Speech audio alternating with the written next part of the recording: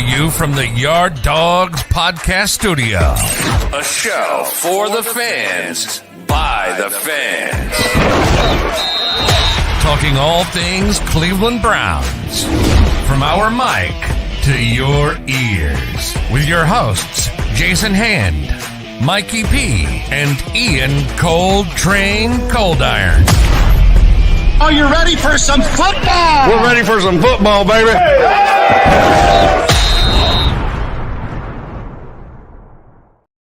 Yes, you are now in the yard. Welcome to the Yard Dawgs Podcast.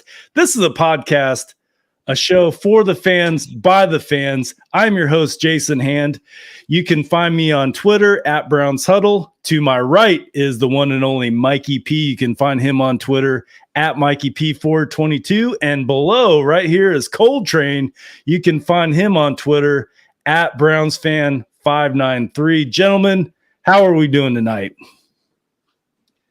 Is it Tuesday? Well, for Tuesday it's cool, but man, that Cavs game still on my mind, gentlemen. I'm not gonna lie, still feeling a little bit glum. But, it's rough, man. We showed up. It's rough. I mean, there's a lot of series that it's 3-1. I think there's only one series that's 2-2, and that's the Golden State series. But yeah, the Cavs have definitely dug themselves into a hole. Let's start there. What do you guys think, man? Can they push it to a game 5? Like, I know that's tomorrow night. What are your guys' thoughts on that? Mikey P, I'll start with you. I mean, they're at home. They've played better at home. So yeah, there's that option. I just don't know that even if they win tomorrow, I just think it's going to be over once you get back to New York. Like, other than that third quarter where they got back in the game and took the lead, most of the guys on the court have looked like they didn't even want to be there or just were playing shell shocked. Like, you got Jared Allen, looks like he's got no energy.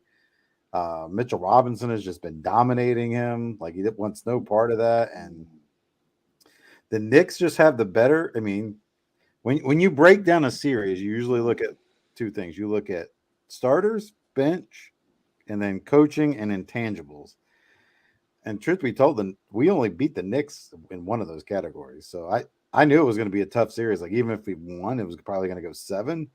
But at this point, not getting a split in New York and splitting at home the first 2, it's probably either going to be Knicks in 5 or Knicks in 6, unfortunately. And then I hate saying this because I feel like I say this with our football team a lot. Like, I think you'll probably see JB Bickerstaff replaced at the end of the year. I think he's taken this team as far as he can take them. I think they need something else to come in there and maybe get in their ass a little bit. It's a young squad still, but sometimes you need that veteran presence, leadership. Guy I've been looking at was Nick Nurse. But I don't know. But you got a game tomorrow, Wednesday night. You go out, you win the game, you get to play Friday. You pull that off, you get to play Sunday. So that's where you're at, man. It's win or go home, unfortunately. You got nothing to lose. Yeah. Yeah, your only goal is to extend it to the next game. Correct. So we will see tomorrow night. Cold Train, I know you got thoughts, man. You're a big Spike Lee fan, so I know that this is disappointing you that we're going against his squad, the New York Knicks. Yeah, I mean, I watched every. I'm not gonna lie, guys. The Sunday 1:00 felt like a Brown Sunday for me. It was so common to the Browns to where you get up, you give up. You're on Messenger with you guys in our group chat. I'm like, I'm done. It's over. You got Brian, singing the song, and he's singing karaoke somewhere, and we're still in it. Mikey's like, we're done. Fire JB. You go through those emotions of like, you give up, then mid-third quarter, you're back in. You're like, I'm all in. I'm back. And then you just get duped again. It's so reminiscent of a Browns game, man, where you're up, you're down, then you're back up, then you're down. But for me, I'm with Mikey. I think they win tomorrow, but sad to say, I'll say this, time and time again until they can prove me wrong. They can't win in New York. They just, I don't, it's like it's their kryptonite. Like, I don't understand. It's not hard to deal with the crowd like that. You just make your shots. And that's the only reason I think they're going to win tomorrow is they've been so bad at shooting the last 2 games. There's only one way but up at this point, you know. So for me, I think Mitchell has a better game. You know, all these guys have just been having crap games. They, you know, will actually score some points this time and will win. But I'm with Mikey. You go back to it would be a different story if, you know, maybe they were playing in New York tomorrow and they win. They like the chance already, you know, your chance is already gone. This isn't the LeBron Kyrie team. I've even seen tweets about that. This is not your comeback from 3-1 Cleveland team. That's not how they're built. I agree with Mikey as well. If they can find a better coach, they will. If he's out there and statistically speaking and just, you know, a team fit for us, they will get rid of JB because it's not the fact that we're going to lose this series. It's the fact of the way they're playing. It's just absolute crap. And if you guys, again, reminiscent of the Browns, not only are they playing bad, but if you've noticed, is it just me? Every traveling call, every loose ball that's about to go out of bounds, here comes the Cavs, and then he dishes it back to another New Yorker. Now New York's got the ball. It's one of those Cleveland teams or Cleveland games where it's just like the Browns were like, we don't get fumbles, we don't get the lucky turnovers that other teams get. Like, for me, it's just we stunk it up for 2 games straight, and on top of it, we're not getting boards. You know, we're fouling people for no reason, and we're just, like I said, we're not getting those lucky rolls or those lucky bounces. But yeah, I'll be honest with you guys, I have been depressed just because I thought the same thing Mikey thought. You know, when I first saw the series, I thought, you know, we would dominate New York. Then I started looking at, like, you know, I didn't watch every Cavs game. I'm looking at like, oh, okay, we've never beat New York, or we've never beat New York in New York. What were we, like 1-2 or something like that, you know, during the season? It just, like Mikey said, it's a bad matchup. But one last guy that I will say takes some blame for this as well is Kobe Altman. Didn't make a move at the deadline, said everything was good, kind of played the if it ain't broke, don't fix it call. But my issue with Kobe is that's what's beating us right now. Honestly, first of all, we're not making shots, but also their bench and their depth that they have is way better than ours. I mean, ours, we're not even utilizing. There's guys like on the bench like Lopez, they're not even getting in the game. They won't even, it's like JB refuses to play them because I don't think they'll do any better than what we have on the you know, core anyways. But like I said, guys, I guess I'll just conclude with, you know, please for the grace of God tomorrow. It's just for your pride at this point. Like, I don't even care if they win the series.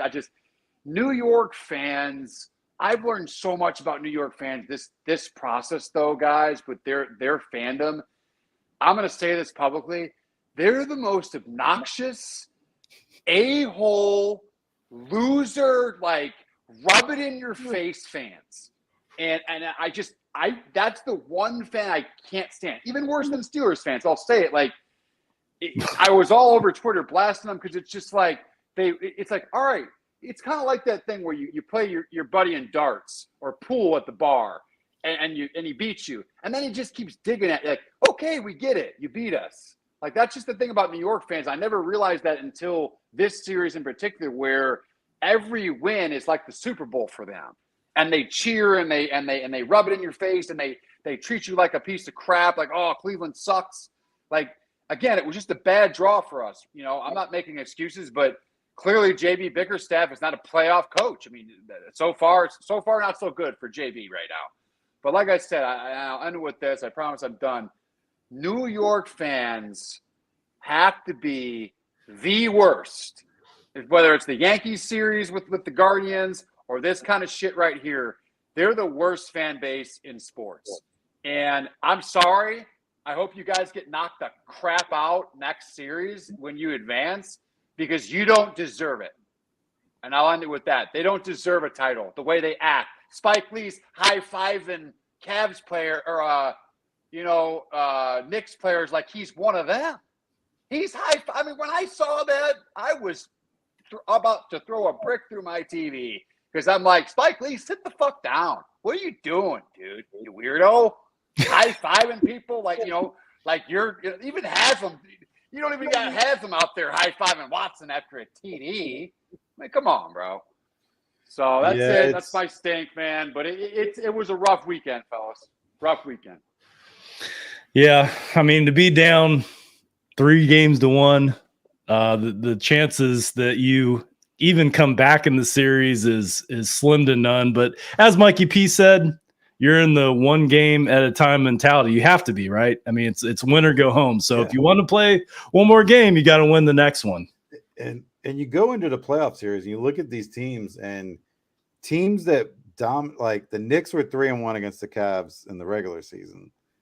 But when you looked at the series, you're like, if they could get past them, we had a lot of success against Milwaukee and Miami this year. And that's who you're playing next round if you win. I was like, man, if they potentially could get past the Knicks, I think they can beat either Milwaukee or Miami. And then you're probably playing Boston in the finals. And I thought we played pretty good when we played against Boston. It's just for some reason this year there's been a handful of teams when the Cavs play them, they're just not good matches for them, and the Knicks are one of them. Yeah. Yeah, I mean, you could take positives. I mean, I guess it's positive they made the playoffs. Most Cavs fans wanted it to be the Knicks, so they got the Knicks, in the playoffs. The other positives are, hey, you're getting a ton of playoff experience. Where Coltrane, as you mentioned, this is a young squad, man. They're not playoff battle tested, right? But they are now. So no matter what happens, you can go in the offseason and pull positives out of the season, because it was a good year for the Cavs, and I'm pretty sure that they're going to be back next year. I mean, I'm sure they're going to make a few more additions to make them even stronger, but nothing to hang your head down about. I mean, they had a good season, just this series sucked, but we'll see tomorrow night. They make it 3-2.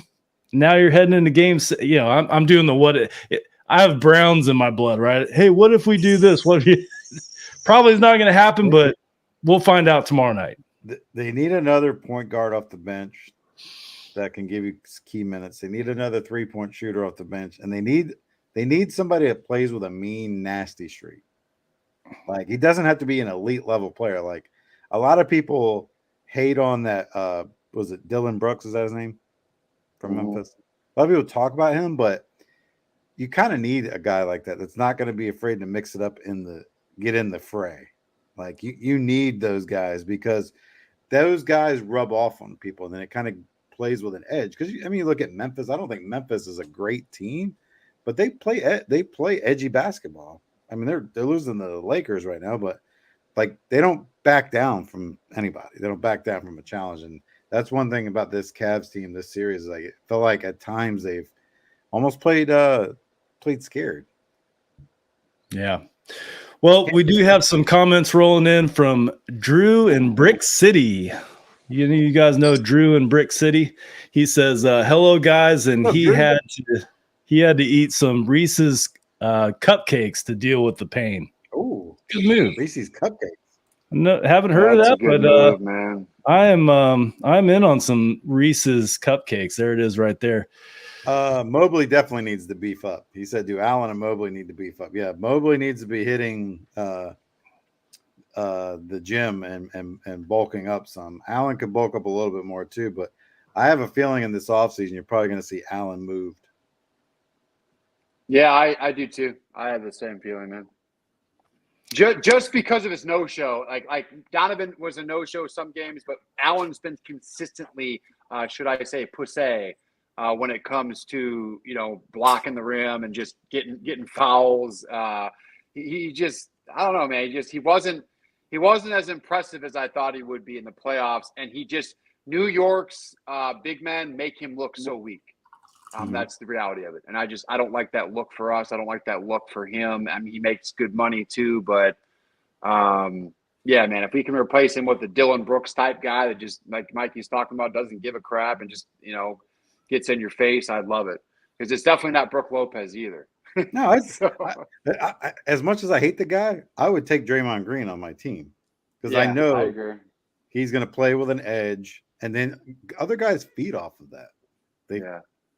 you need those guys as much as people hate those guys. Like when people talk about the Bulls, the last term, why they were so great, it's because Rodman was like he brought the edge every night. The worm. Those guys couldn't let up because they had a guy like a Rodman who was, it's one thing to say about Dennis Rodman. Guy couldn't really shoot that well, great rebounder, but he was a freaking hustler. He was like a 47% free throw shooter, I think. Yeah. Gave you 120% every night. You knew no matter what, Rodman was showing up. Yeah. Well, because the Cavs are trailing by 3-1, and some say it's impossible that they could come back. But sports history tells us that anything's possible. Like you just don't. We could come on this show a week from now and go, "Oh my God, it's Game 7 time, baby." I don't know when Game 7 would be, but you get my point. So my question to you guys: what is the biggest sports comeback that you've seen, either live or on television? And who's ready for this question? Mikey P? What's the biggest sports comeback you've ever seen live or on television? And by the way, commenters, while Mikey's thinking of this, if you're watching us from YouTube, Facebook, Twitter, welcome to the Yard Dawgs Podcast. Yeah, your comments are welcome. Definitely, man. Comment on the show, and we will obviously talk about your comments. But what are the biggest comebacks you've seen in sports history? If you're watching this show, go ahead and comment on that, and we'd be glad to talk about it. But Mikey P, I'll start with you. The one I remember the most was it was a playoff game. It was Buffalo was losing at home to Houston, the Houston Oilers. It was 28-3 at half. And Frank Reich was playing for Buffalo. And I can even remember at halftime, I think it was Boomer Esiason said, "Don't count." Like, and I think if you go back and find it on YouTube, like, the rest of the guys on the CBS crew laugh at him. It was either CBS or NBC was on at the time. The rest of the guys in the studio laugh at him because he goes, how do you think how does Buffalo get back in the game? He was like, I wouldn't count Buffalo out in the second half. He's like, they got Frank Reich coming into the game, and he's like, and Frank Reich had an epic comeback against Boomer in college because they both played at Maryland, and he witnessed Frank Reich, I think it was at Maryland, had an epic comeback like that. And he said, don't count Frank Reich out. He's the king of comebacks. And they laughed at him. And they ended up winning that game. That today, like, I watched that game with my buddy used to be a big Houston Oilers fan. He was a fan of the run and shoot. He loved Warren Moon to death. Like, it was one of his favorite teams. Watching that game with him and watching the pain he went through in that second half was something. So that's probably the one I remember the most, is witnessing, watching on TV, that playoff comeback by the Bills. I think as you're commenting on it, Drew wrote Frank Reich comeback as Bills QB2 over the Houston in the playoffs. So that's funny. You guys thought about the same thing. Coltrane, what game do you remember as a big sports comeback? I will just say I'll keep it generic, but two championships that we all know about, or one championship, and then, I'll say a current game from this year's Browns schedule. Obviously, no doubt for me, is 2016 NBA championship Cavaliers, just because it goes back to what I was saying earlier on the show. You went up, you went down, you went up, you went down. I mean, that whole series, you never thought you had a chance. That was pretty much the first big championship in my lifetime. I remember exactly where I was, how I was watching with my friends, and I just remember after that block to Iguodala, and then the made shot by Kyrie. It was just it was epic, man. I mean, as a Cleveland sports fan, at least in my lifetime, that was one of my favorite all times, just because it's still hard to believe just how we came back in that series and just literally, won a championship, which I've been yearning for so badly with the Browns. But like I said, the Cavaliers was the next best thing. And I would say the second game that just worthy mention, just on the topic, for me, guys, you might laugh at me. As you guys know on the show too, like I was the opposite of Vivek, bro. Had to be week 1, Carolina Browns this year, dude. A lot of fans, and we'll talk about this, 10 years from now, a lot of fans took that really serious. That game, and when you look about it now as the full gesture of the season goes by or has gone by now, that was our Super Bowl. That one game was, and we talked about on the show, like how important it was to us as fans and just, the whole Baker drama behind it. I think if we lost that game, at least for me, I would have been devastated. I really, that field goal when they made, when they drove down and this kid makes this 60-plus yard field goal to win the game in Carolina on the road. I just remember too, I had the video. It got a pretty good amount of likes. I had my phone out and I watched my whole reaction to the kick because I didn't know I didn't think he was going to get it in, but I just recorded myself, and I never just forget that laugh and just that genuine happiness you could hear in my voice, when you listen to yourself over again. As a Cleveland fan, that meant a lot, and I will never forget. Even though the game had absolutely nothing to the year, but we started off 1-0. That game for me was a game changer, just because it was nice to like I said on the show, it was nice to just kind of finally bury Baker Mayfield, and like even me as a person and as a fan, like I was able to bury him and move on with my life.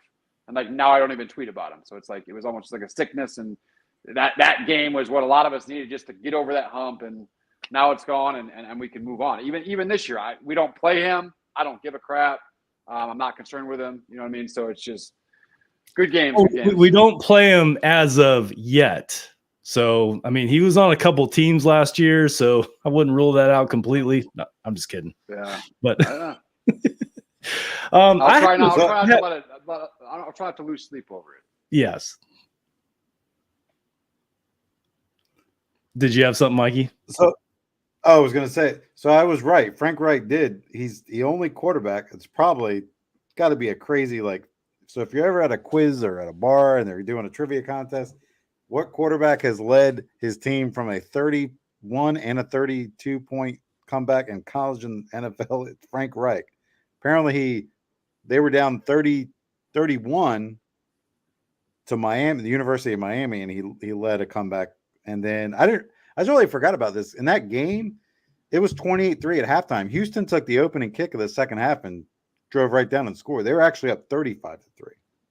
Usually you see with a comeback, I totally forgot about that. Usually what happens is the team gets the other team gets the opening kick, they drive down and score, and then the other team gets it back and punts it right away, and then they score again, and then all of a sudden momentum changes. The fact that they scored in the opening of the second half and still blew that game. God, man, that felt like a Browns loss. I have a couple. All right. So I don't know. I know you guys know this. Maybe some of the audience doesn't know.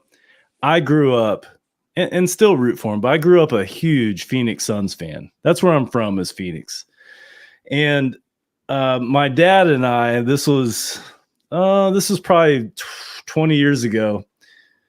My dad and I drove to Charlotte, North Carolina, to watch the Charlotte Hornets versus the Phoenix Suns. And Jason Kidd was our point guard. Y'all remember him? He was fantastic to watch. I mean, what a talent he was. But we drove all that way to Charlotte. We have our gear on. We're all dressed up for the game, and the Hornets are blowing the doors off of it. Right, we're down 18 points with 3.5 minutes left to go. If you're an NBA fan, you will know that if you're down 18 points with 3.5 minutes, it's over. Right? I mean, it's over. You might as well leave. But I've never been that type of fan where I leave early. So we drove all that way. I said, well, we're staying. I am not joking, bro. All of a sudden, the Suns caught fire. I think they scored a couple threes in a row. Now, all of a sudden, instead of 18 points, it's now 12 points. And you're like, well, this is getting interesting. A couple fouls happened. We ended up winning that basketball game. Winning the basketball game, my dad and I were super pumped. We're the only Suns fans in the whole place because we're in Charlotte, right? They're all Hornets fans. So we get outside the stadium, and where the buses pull out, and some of the Suns players came out, and Jason Kidd came out.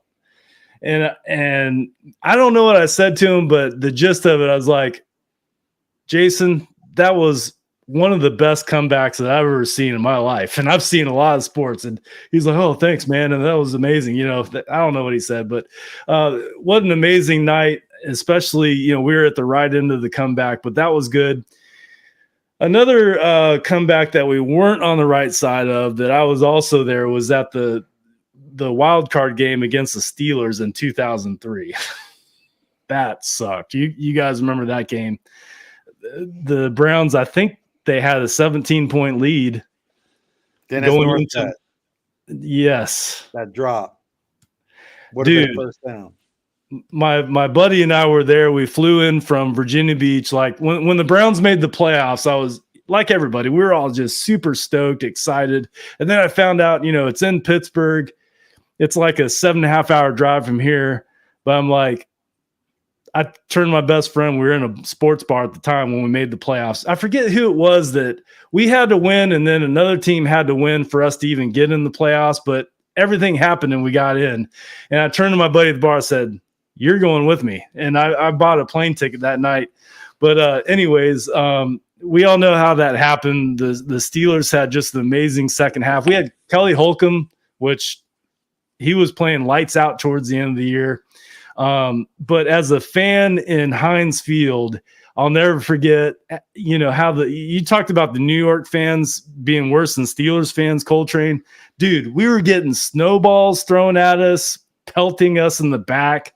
I had one guy come up to me after the game. He goes, man, you're lucky that y'all lost that game. You'd be swimming in the river right now. And he was like missing 5 teeth in the front of his. I'm like, wow. But wow. You know, it was a great time in the city of Pittsburgh for the weekend. We just had a great time. But the game didn't turn out the way that I wanted. But what an amazing comeback. And I saw both of them live. One, I was on the right side of it. The other one, not so much. And, you know, and also mentioned last week's guest, Andrew Van Meter. He had referenced the Tennessee Titans game in Tennessee. We were down like 30. What's that? Hoyer the Destroyer. Hoyer the Destroyer. We were down, what did he say, 38-6 or something like that. But there's been a lot of sports comebacks, man. Like Brady in the Super Bowl. 21. I thought we were down 21 in that game. I think it was more than that, but we can look it up. We should have looked that up. But, you know, like Brady in the Super Bowl being down, was it 38-3? 28-3. 28-3. And, you know, they came back and won the Super Bowl. So you mentioned it earlier, Coltrane, the Cavs were down 3-1 and came back against the Warriors. And who knows what can happen. But the bottom line is they got to win tomorrow night to get past. Casey Kinnaman says 25-point second half comeback. We were down 28-3 and came back and won that game 29-28. The Kinnaman. I haven't. How you doing, Casey?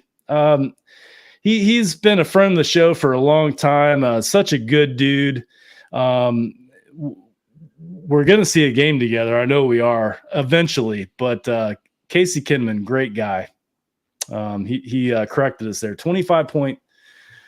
Second half. And he says, I'm living, my dude. So before we move on to the next thing, Mikey P, tell us about Homage. The Yard Dawgs Podcast, of course, and Network 216 are proud partners with Homage, the apparel company. If you haven't tried Homage yet, you are missing out. Just remember, Homage is always coming out with on-point, cutting-edge sports apparel. Showing support for your team doesn't have to cost an arm and a leg. As a bonus, you will get special discounts using our link to shop at Homage. Support the show and do it in style by shopping for all your favorite sports team gear at Homage. Find the link on our website, www.network216ohio.com, or look for our Homage links on Twitter at Yard Dawgs Pod. Shop Homage today. And remember, they not only have Browns gear, they have Buckeyes, Cavs, Guards, Guardians. They have colleges, other colleges up there. I think Kent State, Akron's on there. You know, check it out. Even if the Browns aren't your favorite NFL team, they have other NFL teams. My buddy buys Packers, and my other buddy buys Eagles gear off of there all the time using our links. Yeah, I was surprised to know this because, Cleveland gear just sells like hotcakes on Homage, but we got a message saying they have a few Guardians starter jackets left over. So if you're a Guardians fan, you can get Coltrane. You like the starter jackets. You know what I'm talking about. That's good stuff. I just bought one, a Browns one. But yeah, I just got 2 free tickets from my job to sit in the corporate seats, if you will, at the Guardians game in August. So I mean, it's a little ways away, but I'm excited to be Detroit Tigers, Guardians. Told my general manager I was I think it was so odd. He's a Bills fan, but he knew I was a Cleveland fan. But I said, I'm Cleveland all the way, baby. Guardians, Cavs, Browns. He finally knew that, and he called the Cleveland branch and got me 2 tickets. So Nice. shout out to him. But looking forward to that Guardians game. Maybe I'll have to get the starter jacket because I like to look good, when I go to stuff like that, especially Guardians, Cavs, Browns. I always like to represent. So yeah, I don't think you'll need the jacket in August, though. It's Cleveland, though, Mikey. Yeah, Not during the game, but at 9:30, 10 o'clock, when that wind kicks in by that lake, dude. That's the thing about Ohio weather, man. It is wild, dude. You never know. Couple years ago, I went to see my grandma because my grandma was real sick, and I wanted to see her because we thought it was going to be her last Mother's Day on this earth, and it ended up being that way. So we went up for Mother's Day and saw her. And just when I was up there, the Indians were actually playing the Twins. So I went in, and it was like Mother's Day weekend in May. It was like 70, almost 80 degrees during the day. And I go out there, and it was like I think it was a 4:05 game on a Saturday.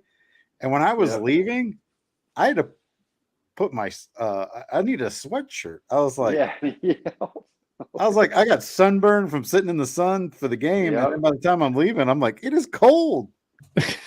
Yeah, warm days, cool nights. Typically a Cleveland summer is like, usually you get those cool nights, that cool breeze night. It was wild. So gotta love it. I want to give a shout out to the Dog Chug. That's another show on Network 216. Can you guys see this? I won this beer mug from the Dog Chug. It says, not just another podcast, a dog cast. So that's what I'm enjoying my beverage from. We were thinking, Mikey P and I were talking pre-show that maybe I should chug it, but I don't know if I'm going to do that. This is an IPA. You don't want to chug an IPA. I don't want to chug an IPA, but will you guys think any less of me for not chugging it? Is that okay? Is it okay if I just sip it? Yeah. Andy would chug it. I've seen him chug some crazy stuff.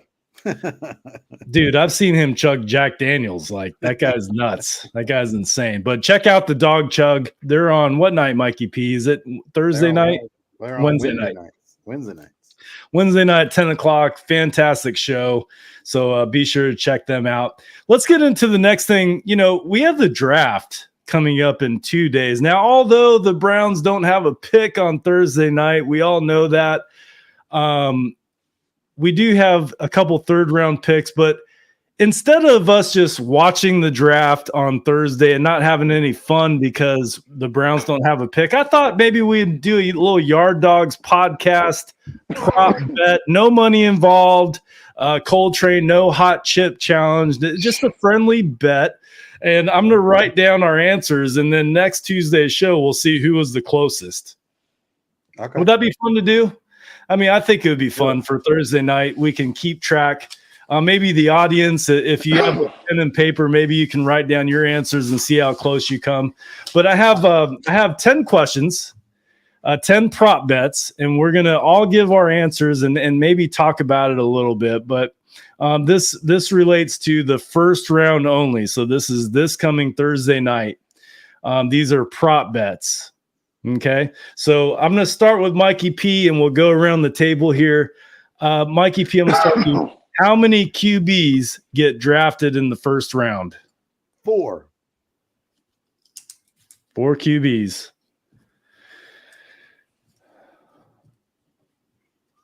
There's a potential for 5, but I'm going to go 4. I think the 5th goes in the second one. I think the other one will go second. Yeah, I was between 4 and 5 QBs. I mean, you can go down the list of the top 10. I mean, Carolina's taken a QB. Houston Texans could take a QB. They have 2 picks in the first round. Cardinals aren't taking a QB. The Colts are going to take a QB. Seattle could take a QB. Detroit could take a QB. I mean, there's 4 or 5 just in the top 10, not including all 32 teams. So you're going to say 4. Coltrane, where are you at? I guess I just don't want to match 4. I mean, obviously that's what I thought too, but let's just go with 5. Why not? It's a quarterback hungry league. Maybe some teams grab that 5th QB just because they just, want to, pick the best available or who they think's the best QB talent. So who knows? We'll go with 5. And as the comments roll in, feel free to answer this question. How many QBs do you think will go in the first round? I'm going to agree with Coltrane. I'm going to say 5 QBs go in the first round. I think 4 go fairly quickly. And then there's going to be one more, like Lamar Jackson. Didn't he get drafted? Wasn't he like the 32nd? Didn't Baltimore take him at number 32? Could be something like that. Late. Yeah, it was late. So you could have something like that. But I'm going to say 5, just like Coltrane. All right, question number 2. How many trades do you guys think will happen in the first round? How many trades do you think? What's that? What's that sound on ESPN? What's that sound when there's a trade? I don't know if that's it. That might be Sports Center, Mikey. I think that's Sports Center, Mikey. But I think they do do it it for Sports Center. Okay. I don't know what sound it is, but you guys know what I'm talking about. I always get excited when I hear that. You're like, because you could be like eating dinner and you hear that sound. You're like, ooh, what's happening? You quickly read the bottom of the screen, like who just traded. So, all right, Coltrane, I'm gonna start with you. How many trades in the first round? I'm gonna go with the same number as QBs. I think 5. I don't want to go too heavy about that. 5 trades. Yeah. Wow, that's a lot. Well, I mean, a lot of people like to move up, move down. I think just those alone, but 5. I'll say 5. Okay. I'm going to say 2. I'm going to go low on that. I'm going to say 2 trades happened in the first round. And I have no reasonable explanation as to why that'll happen. I would like to know what the average is per year. I don't know that answer, but I'm going to say 2. Casey Kinnaman says 3. Casey Kinnaman says 3 trades in the first round. Yes, that's the sound, Mikey P. We have breaking news. That's it.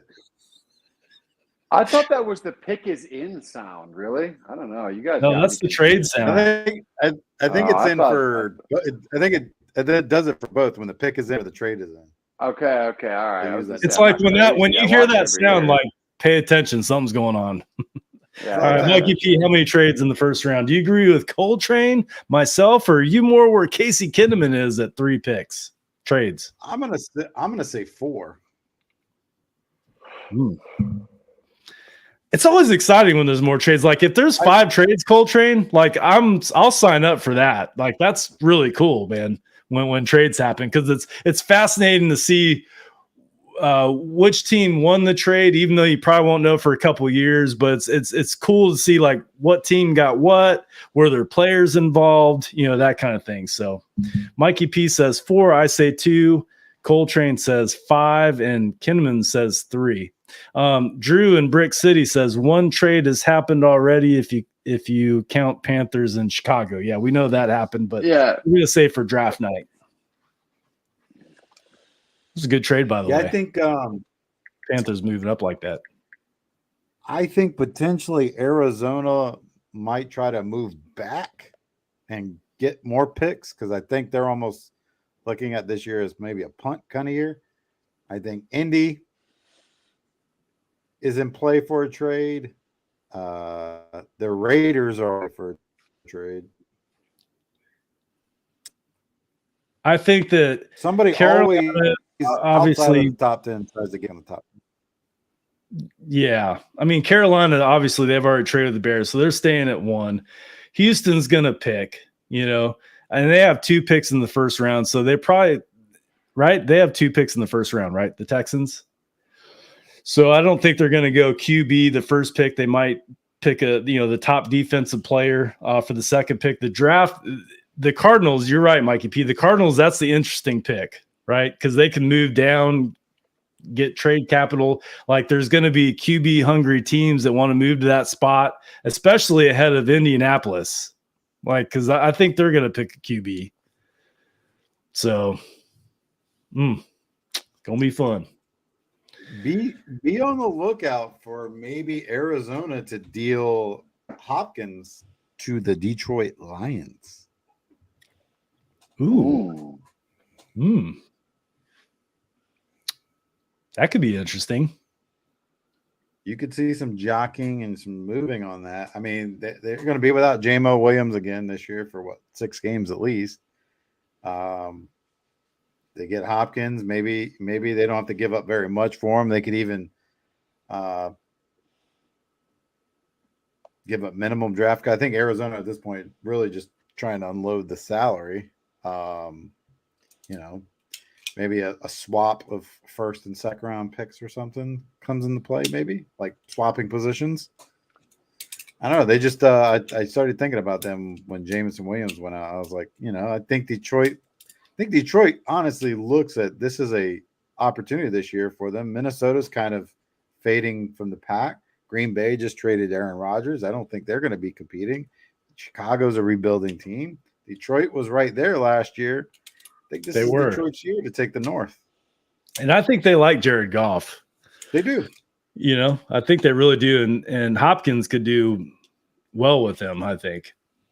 So we'll see. Yeah. All right. Okay, here's we might have just talked about this, but this is the third question.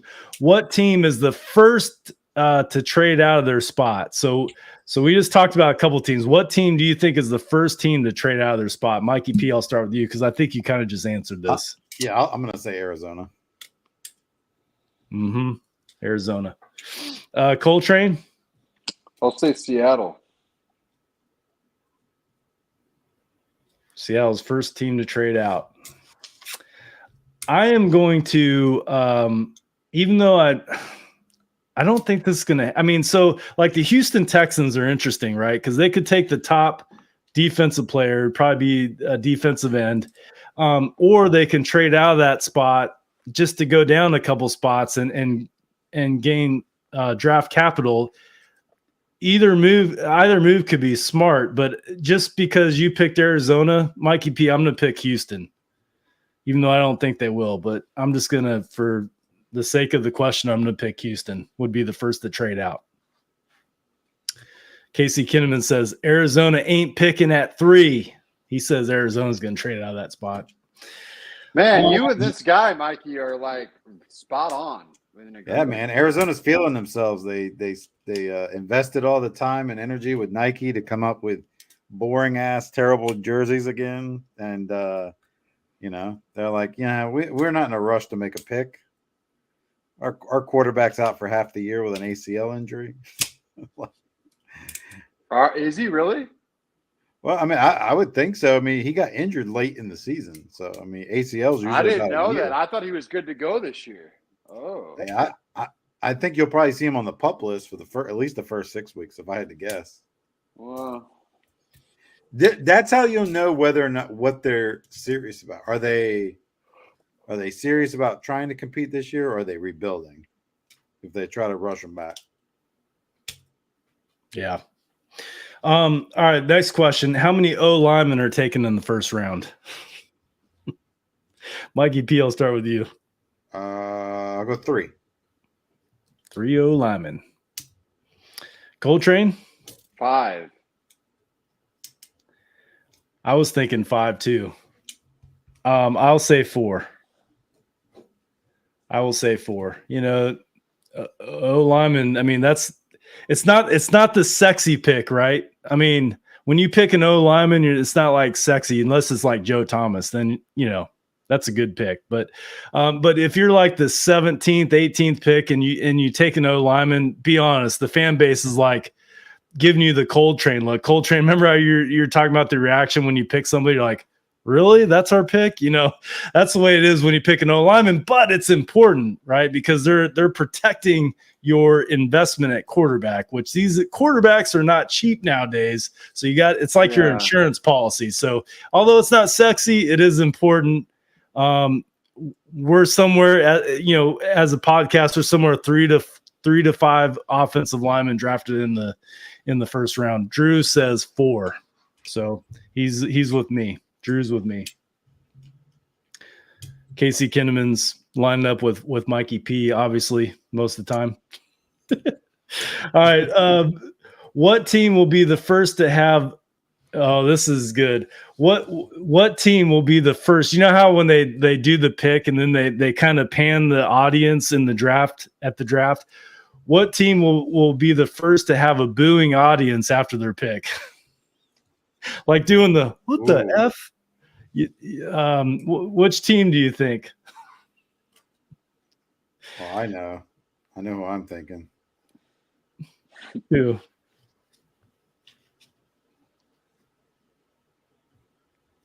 I'm thinking. I'll go first. I'm thinking the Giants because they like that word WTF. Like they're kind of rough around the edges a little bit. They're more likely to go what the. Yeah, after their picks, so I'm going to pick the New York Giants as the fan base that is the first that's going to boo the pick in the first round. I'm going to say the Raiders. I don't really like their fan base, to be honest, but I just think that they're, one of those, who's this guy? Or come on. It's always you sound like a New Yorker, Coltrane. Don't. Come on. Say that. But yeah, I'll say the Raiders. Mikey P. I'm going to say the Raiders too. That's who I first thought of. Raiders. The Raiders. All right, let's move it on here. Will Anthony Richardson get drafted in the top 10? This is a yes or no question. I gotta say who's I'll start. Yes, I do think he gets drafted in the top 10. And the reason why I think that is not because of the current draft order, but I think a team will trade up into the top 10 to get him, is what I think. So I will say yes. Mikey P, what is your answer? Yes or no?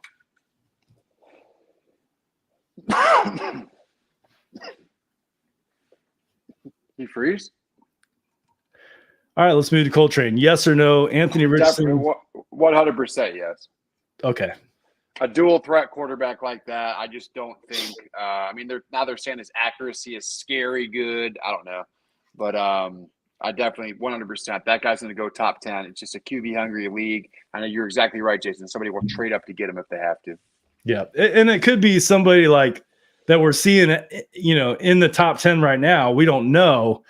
But it could be somebody that trades up in the top 10 because, believe me, and Coltrane, you know this, man. Once that first, second, third QB goes off the board, teams start going, oh, shit, and they start getting desperate. And the team that doesn't have a quarterback will overpay to move up and make that happen. So, yeah, I think that absolutely he will go in the top 10. Mikey's still frozen? No, he's not. He's back with us. Mikey P, what's your answer? Are you with us, Mikey P? Yeah, in the top 10. Yes? Yes. Okay, yes. Okay. Mikey P's back. All right. Here's one. Which QB goes number 1? Which QB goes number 1? I'm going to say Bryce Young. I want it to be CJ Stroud. I live in Columbus, but I don't think that's Carolina's guy. I think Carolina gets Bryce Young. Mikey P. I'm going to say that I've heard some smoke out there. Carolina goes Levis. Ooh. Kind of like a Browns Dick Baker splash a little bit, huh? Would they have moved up to number 1 to get Will Levis? You got to think this happened like, 4 or 5 weeks ago? Was Levis the talk back then? If they wanted, the reason you do it, it's not because you don't think your guy is going to be that. You do it because You want the assurance that you're going to get him. Right, yeah. Wow. Okay. I've heard Houston will not touch C.J. Stroud with a 10-foot pole just because the owner of the Texans holds a grudge like nobody else, and the same agent who represents C.J. Stroud also represents Deshaun, and they don't want to deal with him at all. So Stroud is out for Houston.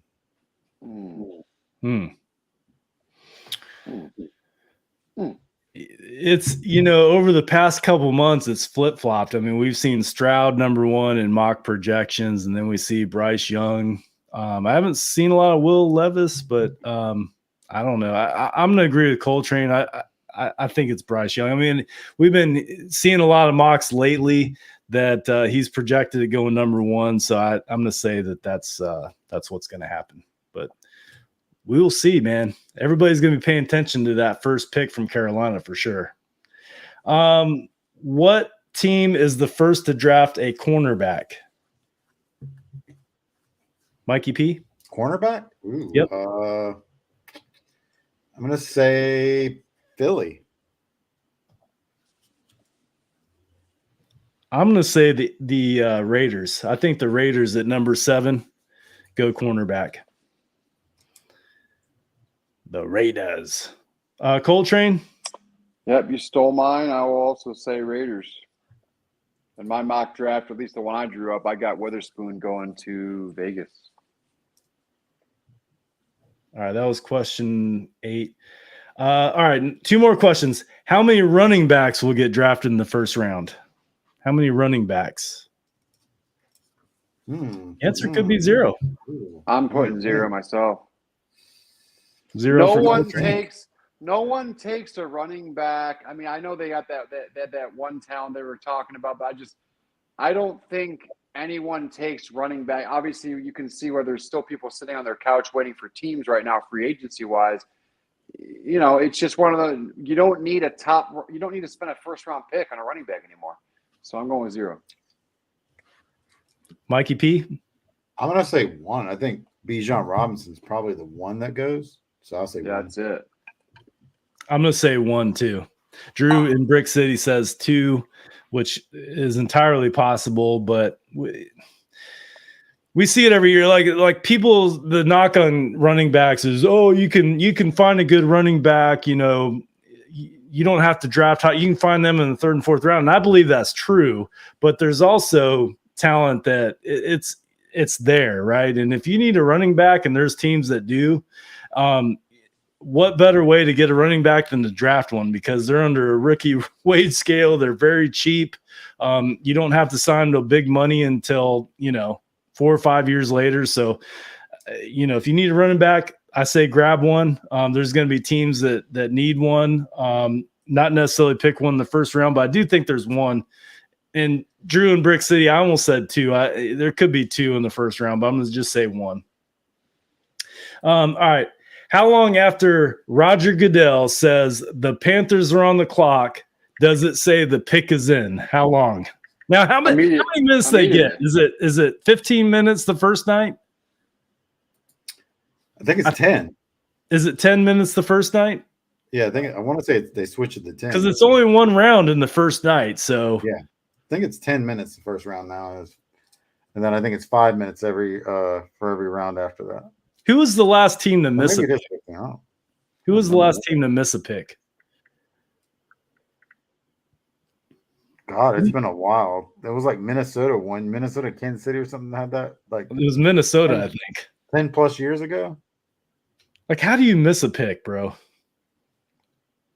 Can you imagine having the 5th pick in the draft and you don't get it in time? Holy shit. No.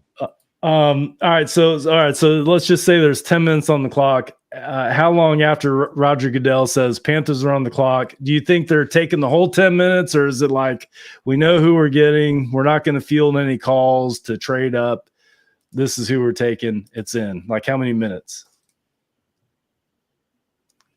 This could be a tiebreaker scenario. Yeah. We'll start with you, Mikey B. Coltrane, go ahead if you're ready. No, it doesn't matter.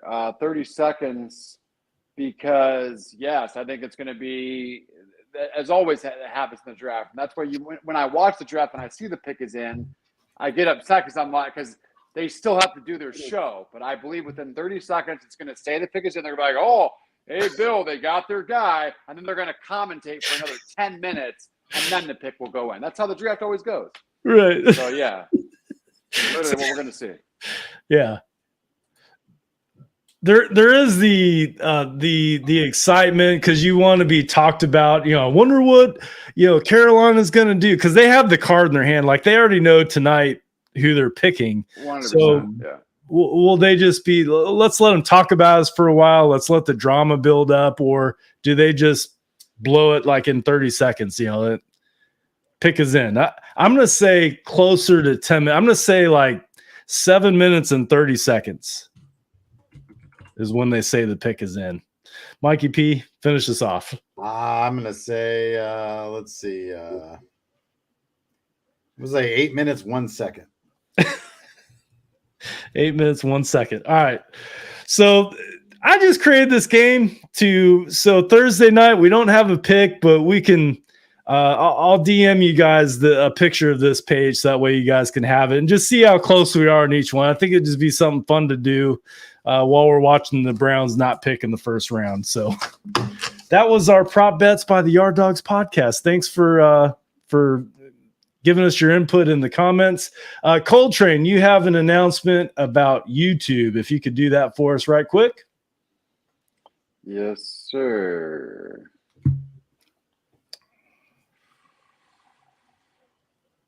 All right, guys. All right, here we go. If you want to support the show, you can subscribe to the Network 216 YouTube channel for free.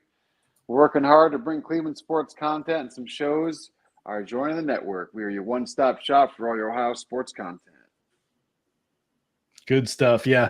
If you happen to be watching our show right now and you look and you're not subscribed, please subscribe to the show. It helps us out tremendously. Our goal is to get to 2,000 subscribers fairly quickly. We're about 500-ish subscribers away from that goal. So help a brother out and go ahead and hit that subscribe button.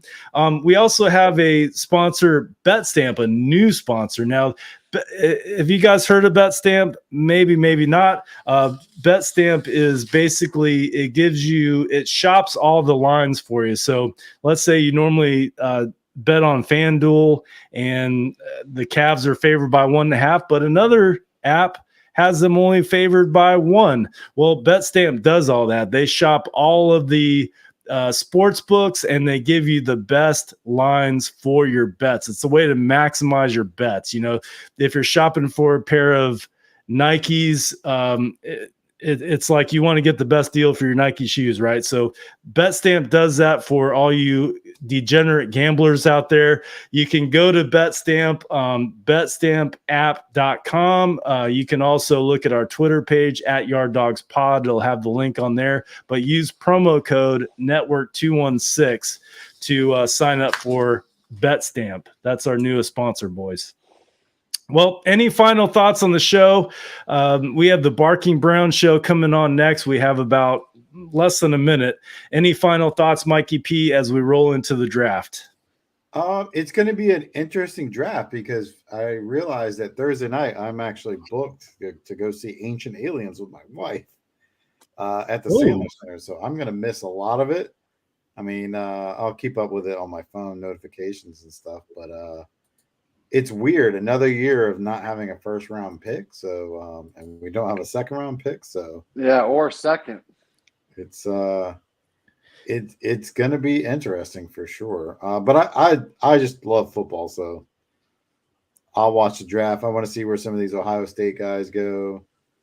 And was you interested to see the chaos? I like seeing it when it's like trade. Yeah, I love what Andrew Berry and company have done so far this year in the offseason.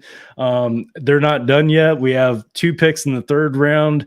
That's going to be on Friday night, right? They do the 2nd and 3rd round Friday night. Mm-hmm. So the Browns fans night will be on Friday night.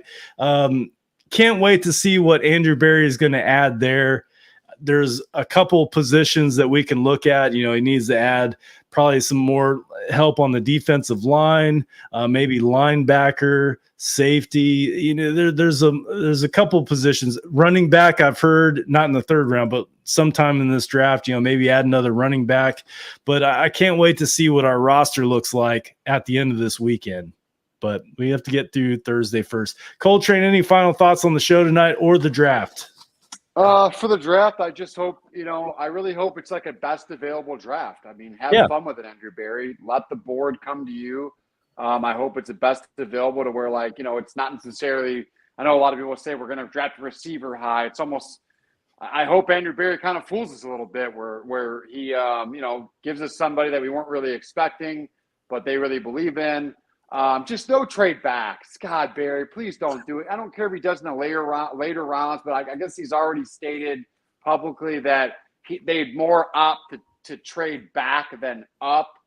And it's just like, dude, I'm one of those guys. Like if you have your, even if they had like a first or second round type guy, if you have your guy, give up that other second or give up that other third and a fourth to move up. I'm all about that kind of stuff. I feel like Dorsey used to do stuff like that, but it's like, Barry's more like, we got a couple guys at this spot that we like, but we could trade back, guys. I mean, I'll take either of those guys, right? We'll trade back for strategy for next year. So again, I don't want to go on a tangent, but AB, I hope you trade up more than you trade back, my friend. It would be great just to see a really cool draft, but I'm with you guys. Best available. I think they took care of a lot of needs in free agency. So if they just go best available, I'll be happy. And let's get some good players to add to this team, man. Amen, brother. Couldn't have said it better myself. You were watching the Yard Dawgs podcast. Stick around for the Barking Brown Show next with Nick Carnes and Jacob Roach. This has been Network 216, one of the shows on Network 216. So check out all of our shows on YouTube at Network 216. I like to end all of our shows with a Go Browns. So Coltrane, Mikey P, if you'll join us on the count of 3. 1, 2, 3. Go Browns. Go Browns. We will see you next